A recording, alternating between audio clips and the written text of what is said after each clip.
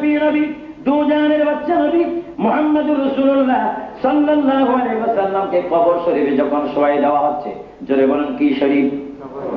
নবীকে বলতে হবে কবর শরীফ। আর জোরে বলেন কি শরীফ? কারণ আমার নবীর কাছে উম্মত গেলে গুনাহ মাফ হয় কি হয় না? আওয়াজ দিয়ে বলেন হয় কি না? নবীর দরবারে যাওয়ার জন্য হুকুম কার? কিন্তু কি নিউ ইসলাম রয়েছে, নতুন নতুন ইসলাম রয়েছে, তারা বলে কিতাবের মধ্যে রেখেছে তোমরা হজ করতে যাও কিন্তু মদিনায় যাইও না। আপনারা মদিনায় যাইতে চান কি চান না? মদিনায় যাইতে হবে কি হবে না? মদিনায় যাওয়ার জন্য হুকুম কার? রাসূলুল্লাহ সাল্লাল্লাহু আলাইহি ওয়াসাল্লামকে কবর শরীফে দেওয়া হচ্ছে।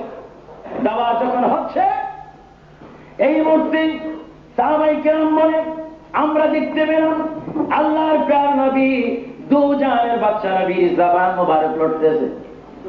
আর যেন কি বলতেছে, সাইয়েদনা আবু বকর আর ওমর বলেন আমরা কান মোবারক দিলাম, সুবহানাল্লাহ, আমরা কান দিয়ে শুনতে পেলাম আমার নবী জোরে জোরে বলতেছে রব্বি হাবিলি উম্মতি, রব্বি হাবিলি উম্মতি। জোরে বলেন রব্বি হাবিলি উম্মতি, রব্বি হাবিলি উম্মতি।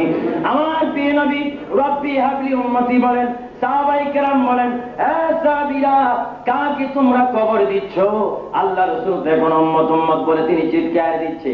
আমার প্যারা নবী দু জাহানের বাদশা নবী, তিনি মাত্র এক হতে 2 মিনিট ওনার মধ্যে রূহ মোবারক ছিল না, কিন্তু কবর যখন ওনাকে দেওয়া হচ্ছে তখন ওনার জবান মোবারক লড়ে লড়ে উম্মত বলে বলে আল্লাহর দরবারে কেঁদেছে। জোরে বলেন সুবহানাল্লাহ। তাহলে তিনি মরা না জিন্দা? আরে বলুন কি?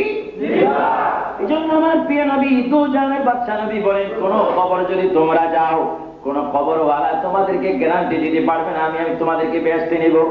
কোন বাবার কবরে গেলেও বাবা গ্যারান্টি দিতে পারবে না, কোন পিসাব গ্যারান্টি দিতে পারবে না আমার কবর জিয়ারত করলে আমি তোমাকে বেহেশতে নিব। কিন্তু আমার নবী বলে আমি গ্যারান্টি দিয়ে গেলাম। জোরে জোরে বলুন সুবহানাল্লাহ। কি গ্যারান্টি দিলাম? মানজারা কবরি। জোরে বলুন মানজারা কবরি। হাদিস আমার সাথে পড়েন, মানজারা। একটু হাদিস পড়েন, সওয়াব পাবেন। আল্লাহ যেন এই হাদিসের উসিলায় আমাদেরকে নবীকে স্বপ্ন যোগে দেখার তৌফিক দেন। সবাই বলেন আমিন। বলেন মানজারা কবরি ওয়াজাবাত লাহু শাফাআতি। এবার শুনুন তার অর্থ, আমার নবী বলেন কেহ যদি আমার কবর জিয়ারত করতে আসে, এসে যদি আমি নবীর সামনে যদি দাঁড়িয়ে যায় আর চোখটা বন্ধ করে যদি চোখের পানি ছেড়ে ছেড়ে যদি বলে ইয়া রাসূলুল্লাহ ইয়া হাবিবাল্লাহ, জীবনে আমি আপনাকে দেখিনি, ইয়া রাসূলুল্লাহ আমি আপনার দরবারে এসে আপনাকে সালাম দিলাম, হুজুর আমার জন্য আপনি একটু দোয়া করেন। কোন মহিলা কোন পুরুষ আল্লাহর নবীর দরবারে যদি যাইয়া কাঁদে, নবী বলেন ওয়াজাবাত লাহু শাফাআতি, তোমার জন্য হাসরের ময়দানে সুপারিশ করা আমি নবীর উপর ওয়াজিব হয়ে গেল। আল্লাহু আকবার। বলেন ইয়া রাসূলুল্লাহ ইয়া হাবিবাল্লাহ। নবীর সুপারিশ করার ক্ষমতা আছে কিনা? হযরত মা ফাতেমা বলেন আল্লাহর প্রিয় নবী দু জাহানের বাদশা নবী, 3 দিন পরে ওনাকে আমরা কবর দিলাম। কবর শরীফে রাখার পরে এক আরবি মানুষ নবীর রওজার মধ্যে আসলো। জোরে বলেন কার রওজাতে? নবীর রওজা মুবারকের মধ্যে আসলো। নবীকে দাফন করার 3 দিন পর। জোরে বলেন কয়দিন পর? 3 দিন পরে নবীর কাছে যখন একজন গুনাহগার আসলেন, আরবি মানুষ এসে তিনি ডাক দিচ্ছে ইয়া রাসূলুল্লাহ আমার দৃঢ় বিশ্বাস, আমার ইয়াকিন, আমার বিশ্বাস হচ্ছে আপনার কাছে এসে তওবা করলে আল্লাহ গুনাহ মাফ করবে। জোরে বলেন কি মাফ করবে? আপনারা বলেন আমাদের সকলের গুনাহ আছে কিনা? আওয়াজ দিতে যে অনেক মাঝে মাঝে ফেরেশতা আছে। জোরে বলেন না গুনাহ আছে কিনা? না না, ফেরেশতা তো অবশ্যই আছে। হাদিস শরীফে যেখানে রাসূলুল্লাহর কথা হয় ওখানে যে সমস্ত লোক থাকে তাদের থেকে শুরু করে 7 আসমান পর্যন্ত ফেরেশতারা লাইন ধরে যায় এবং সবাই আল্লাহর দরবারে বলে আল্লাহ যে সমস্ত মানুষ আজকে নবীর কথা বলতেছে তাদেরকে তুমি নবী দেখিয়ে দাও, এবং তারা মৃত্যু পর্যন্ত আমাদের জন্য দোয়া করতেছে। আমাদের গুনাহ আছে না? রাসূলুল্লাহর ইন্তেকালের পরে এক ব্যক্তি আরবি মানুষ রাসূলের দরবারে গেলেন। অনেকে বলে রাসূলুল্লাহর দরবারে কিছু নাই, আছে কিনা দেখো। যারা মওদুদিবাদ, যারা খারিজিবাদ, যারা ইসলামের শত্রু, ইহুদি নাসারা খ্রিস্টানরা যদি ইসলামের বিরোধী করে তা সহ্য হয়, কারণ এদেরকে চিনা যায় এরা প্রকাশ্য ইসলামের বিরুদ্ধে। কিন্তু টুপি মাথায় দিয়ে, মুখ ভরা দাড়ি রেখে, পকেটে মেসওয়াক রেখে, লম্বা তসবিহ রেখে যদি ভিতরে ভিতরে নবীর বিরোধী করা হয়, এদের নাম বলা হয় মুনাফিক। আরো জোরে বলেন কি? এই মুনাফিককে চিনতে হবে কি হবে না? এই মুনাফিককে যারা চিনবে তাদের নাম হবে ঈমানদার। মুনাফিককে আমাদের চিহ্নিত করতে হবে, জানতে হবে। শুধু কোরআন শরীফ পড়লে পাগল হলে হবে না। শিমরের কোরআন পড়া বর্তমানের পড়ার চাইতে আরো বেশি সুন্দর ছিল। এদিদের পাগড়ি দেখলে তো আপনারা বেহুশ হয়ে যাইতেন, মনে হয় জানি আসমান থেকেই মাত্র নতুন নাম। এদিদের পাগড়ি এত সুন্দর ছিল। কুফার মুসলমানরা ইমাম হোসেনকে দাওয়াত দিয়ে নিয়েছেন পলিসি করে, আর যারা জবা করেছেন তাদের পাগড়িও অনেক লম্বা ছিল। কিন্তু পাগড়ি মাথায় দিলে ভারতের অনেক শিখ দেখবেন মনে হয় যেন বাইতুল মুকাররম ইমাম সাহেবের মুরব্বী, মনে হয় যেন তার ভিতরে কিছু আছে। কিন্তু যদি টুক দিয়ে যায় বাইরে হবে শুধু ভগবান ভগবান। জোরবন কি বান? পাগড়ি পাগল হবেন না। আর দাঁড়িয়ে যদি শুধু ইমান হতো তাহলে 1 নম্বরে ইমানদার বিশ্বকবি রবীন্দ্রনাথ ঠাকুর। আপনারা কি ওনার দাঁড়িয়ে দেখছেন? ওনার মরার পরে কি ইন্না লিল্লাহি বলছেন নাকি?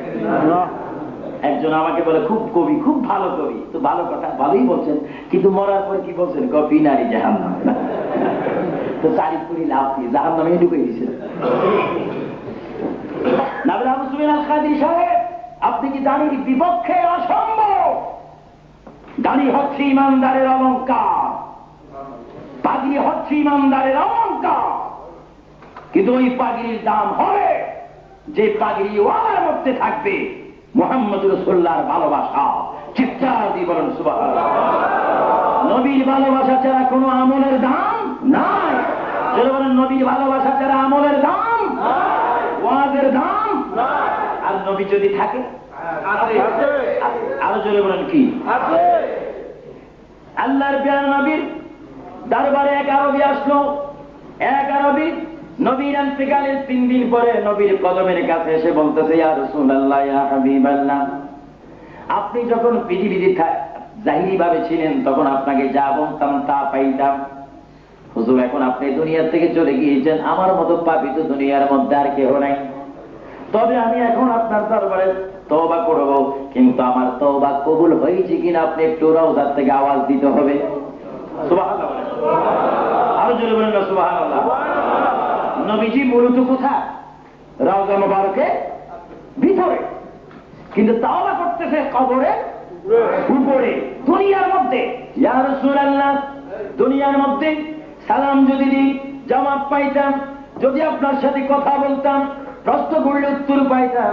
হুজুর, এখন আপনার দরবারে আমি আসলাম, অনেক গুনাহ নিয়ে আসছি, আমি কি আপনি একটু আমার জন্য দোয়া করেন, আল্লাহ আমার গুনাহ মাফ করছে কিনা একটু আপনি আমাকে বলেন। তবে আপনি কবর থেকে সাউন্ড দিতে হবে, আওয়াজ দিতে হবে। ওই বেচারা যখন কাঁদতেছেন, মা ফাতেমা বলে আমি অনেক দূর থেকে তার আওয়াজটা শুনতেছি, তার অবস্থা দেখতেছি। কিছুক্ষণ পরে দেখলাম ওই মানুষটি আল্লাহর নবীর রওজা মুবারকের মধ্যে হাত রাখলেন। হাত রেখে মাত্র তিনি বলতেছেন, ইয়া রাসূলুল্লাহ, বুঝি আপনি আমার কথা শুনতেছেন না?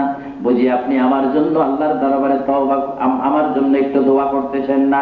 এই মুহূর্তের মধ্যে রওজা মুবারক থেকে আমার নবী আওয়াজ দিচ্ছে, হে আরবি, তোমার চোখের পানি দেখে আমি নবী কবর থেকে তোমার জন্য মায়া লেগেছে। আমার আল্লাহ বলেছে আমার এখানে আসার কারণে আল্লাহ তোমার জিন্দেগীর সব গুনাহ মাফ করে দিয়েছে। এজন্য বছর একবার হলো সোনার মদিনা শরীফ যাওয়ার দরকার আছে। সেই মদিনার মধ্যে জিন্দা নবী শুয়ে আছেন। আমার প্রিয় নবী বলেন, কেউ যদি আমার কবরের মধ্যে আসে, কেউ যদি আমার কবরের মধ্যে আসে, মান হাজ্জা ওয়াজারা কবরি বাদা মাউতিহি, কেউ যদি আমার মওতের পরে, কেউ যদি আমার মওতের পরে আমার কবরের মধ্যে যদি হজ করতে আসে, যেন সেই চিন্তা অবস্থায় আমি নবীর সাথে সাক্ষাৎ করে ফেললো। আরো জোরে বলেন না সুবহানাল্লাহ।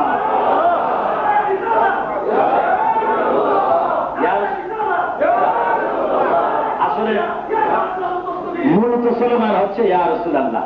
জোরে বলেন, মূল স্লোগান কি?